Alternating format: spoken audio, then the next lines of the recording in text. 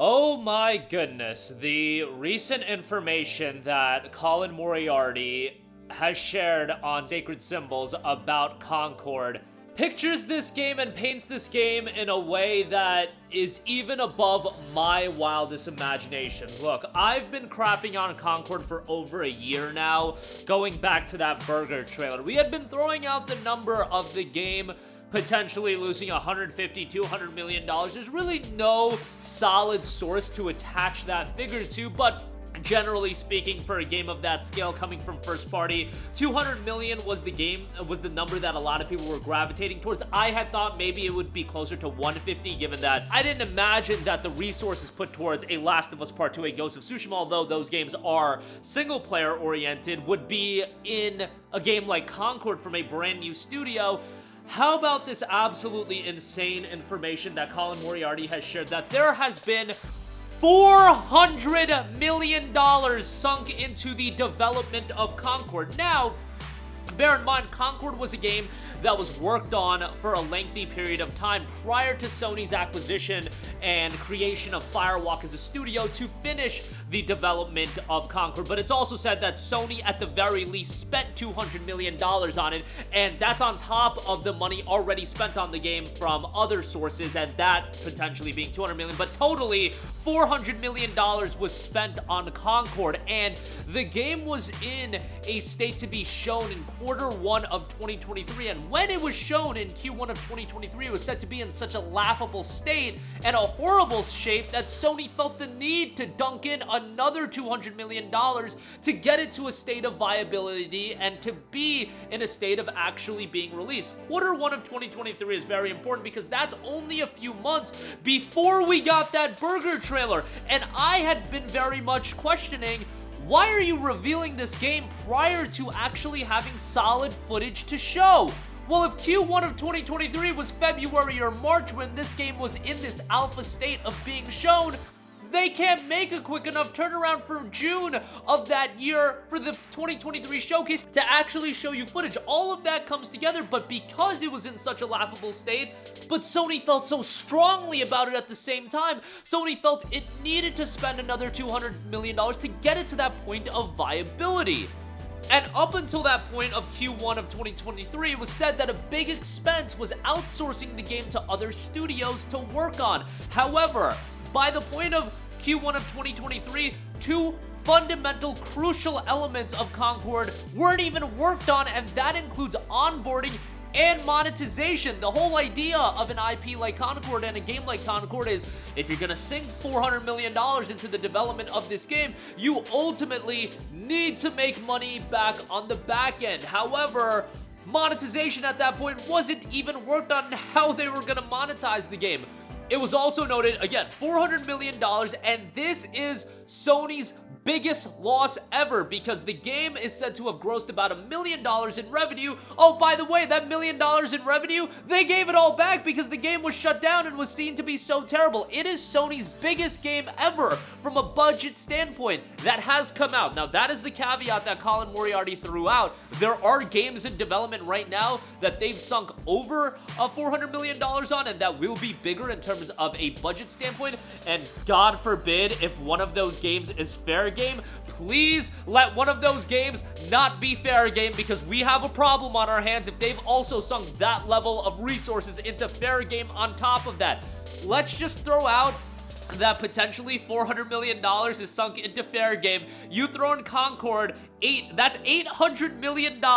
If you throw in the cancellation of Last of Us Factions, which I think set them back, you would think $150, $200 million.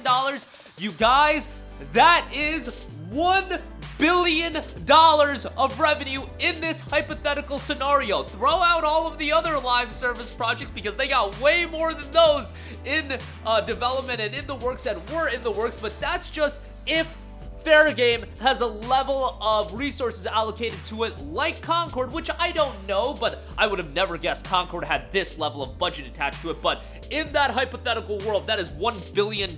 So that's just me throwing out there. That's just something to discuss. I don't know how much fair game has attached to it. That's just something to consider. And games in development, I don't know which games there are those that exist that cost more.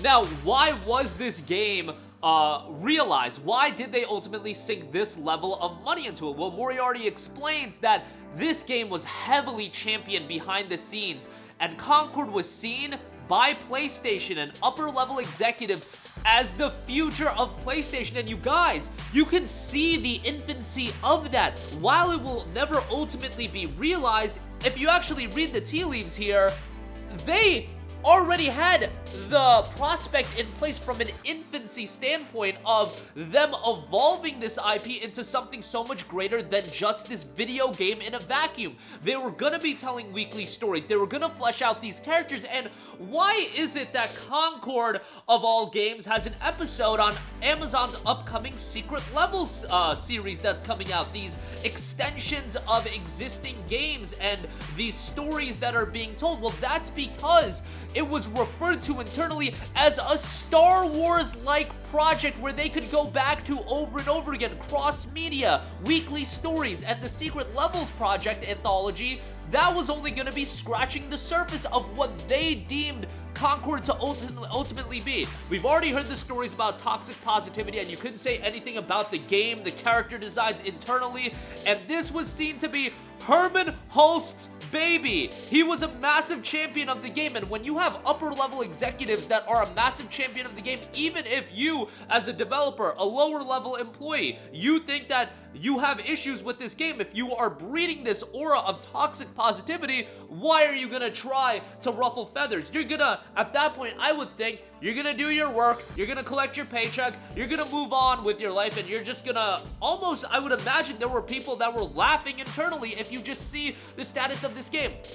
The issue that I have, Herman Hulst, how can you be this out of touch if this is the reality? You look at a game like this, the character design, I don't know if these people get so wrapped up with certain social media rhetoric, or they just get deep into rabbit holes and they're like, boy, we're cooking, but you are completely out of touch. There has to be some level of understanding what your consumer base wants, and Sony has been beyond out of touch, and I question who is the shot caller, who is the decision maker, Jim Ryan, Herman Hulst, I don't know who is involved for these trash years of PlayStation output. 2023, hot garbage outside of Spider-Man 2. 2024, trash outside of Astrobot. And yes, they've got third-party exclusivity deals and throwing money so they can get Silent Hill 2 as a fake exclusive for a little while. I'm talking about their first-party output. You are sinking $200 million at the very minimum, $400 million overall, the biggest failure in PlayStation and Sony history.